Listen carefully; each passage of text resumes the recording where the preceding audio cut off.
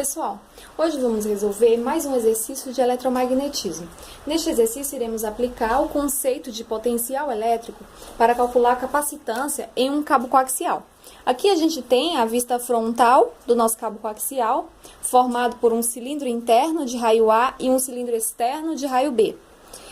A gente está considerando que o nosso cilindro interno ele possui uma densidade linear de carga positiva, que a gente chamou de lambda, e o nosso cilindro externo possui uma densidade linear de carga negativa, representado por menos lambda. A gente vai considerar também que entre os nossos dois cilindros que formam o nosso cabo coaxial, a gente tenha uma permissividade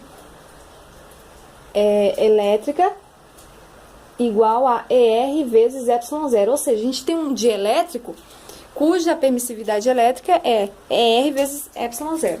A gente aqui embaixo tem uma vista lateral do nosso cabo coaxial, onde a gente tem a representação aqui dos nossos dois cilindros, e a gente está considerando que ele é bem grande, comprimento infinito, para a gente não ter que considerar os efeitos do campo elétrico em suas bordas.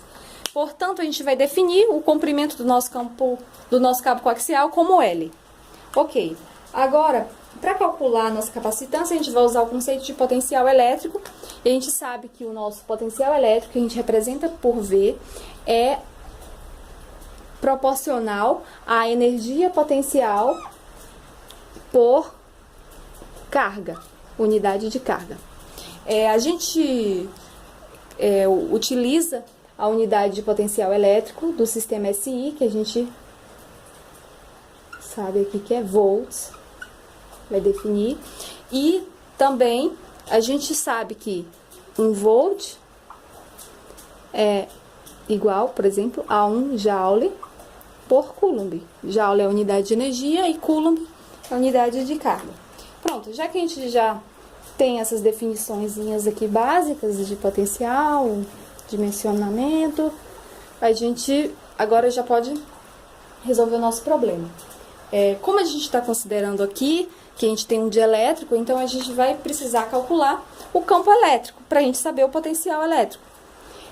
O campo elétrico por um cabo coaxial a gente resolveu no exercício anterior, aplicando a lei de Gauss, e a gente chegou à conclusão que nesse cabo coaxial a gente tinha 3 regiões de campo, que seria a região 1 dentro do cilindro interno, a região 2 entre o cilindro interno e o cilindro externo, e a região 3 ao redor do nosso cabo coaxial.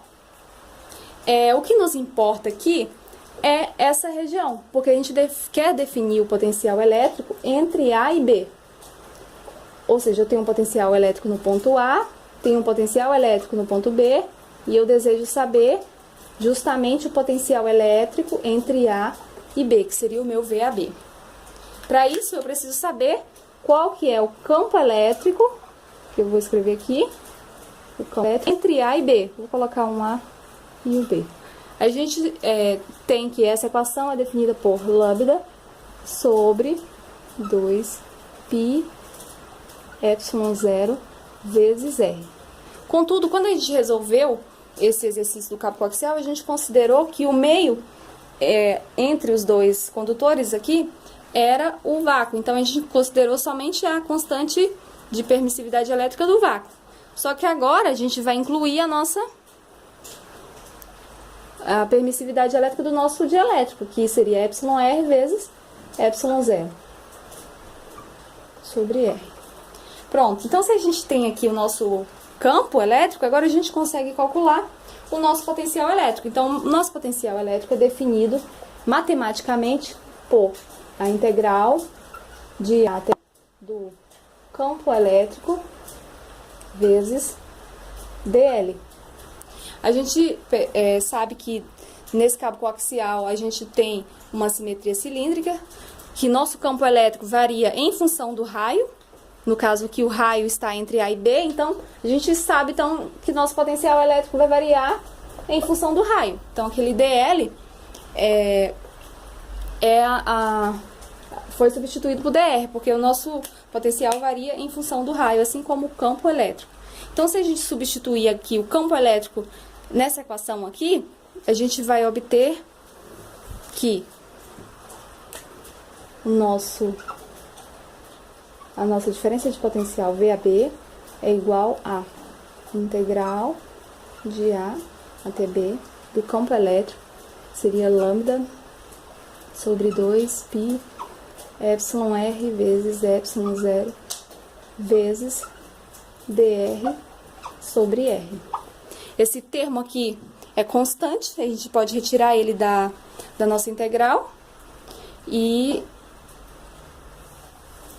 podemos calcular o potencial elétrico, VAB, vai ser igual a lambda sobre 2π εr vezes ε0, a integral de dr, a integral de A até B, de dr sobre r.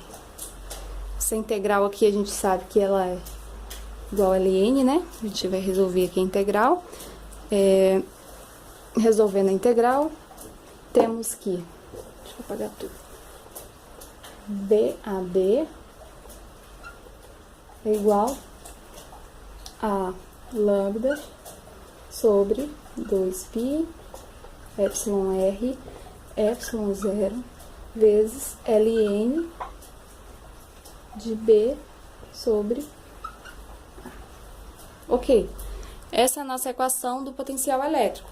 Agora a gente já consegue calcular a nossa capacitância, mas a capacitância é definida carga sobre diferença de potencial. Essa é a equação que define a nossa capacitância. Só que a gente tem que primeiro calcular a nossa carga. A gente tem a densidade linear de carga. Logo, a gente consegue calcular a carga. Densidade linear a carga, no caso, vai ser lambda vezes L. Logo, substituindo aqui, eu tenho que minha capacitância vai ser lambda vezes L sobre V. V é essa equação, né? Eu obtive aqui nessa equação. Logo, vou apagar aqui para a gente reescrever a nossa equação final da capacitância. Então, eu tenho que C,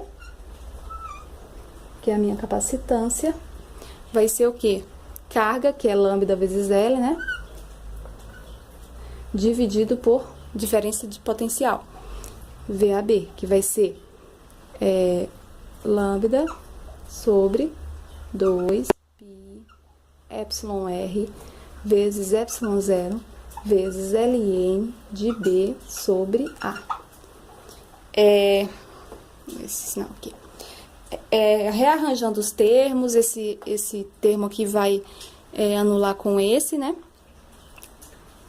Então, a gente vai ter que a nossa capacitância pode ser escrita como 2π vezes εr vezes ε0 vezes L dividido por ln de B sobre A. Então, essa é a equação final da nossa capacitância para o nosso cabo coaxial. E a gente, observando essa equação, a gente percebe que o valor da nossa capacitância depende exclusivamente das dimensões físicas do nosso cabo, que é o comprimento, nosso cabo coaxial tem comprimento L, e também dos raios, né? Do raio A, do raio B. Isso significa que se a gente for projetar, por exemplo, um capacitor cilíndrico, e a gente deseja aumentar a capacitância do nosso capacitor, a gente pode simplesmente elevar o tamanho, né, do nosso capacitor, comprimento, ou alterar a constante, o dielétrico que está aqui. Então, a gente pode, tipo assim, aumentar esse valor aqui através da alteração do dielétrico que está entre os nossos condutores. Ou também, a outra opção seria tentar reduzir esse termo aqui através dessa relação de raio, né? Esse valor de raio eu consigo alterar. Então, eu poderia buscar uma relação ótima de raio, de forma que o valor do ln fosse bem pequeno, assim eu conseguiria elevar o valor da minha capacitância. A capacitância, eu não sei se eu disse antes, a unidade é em farad. Essa é a unidade de capacitância, é medida em farad. É isso aí, pessoal. Eu espero que vocês tenham gostado. Até a nossa próxima videoaula.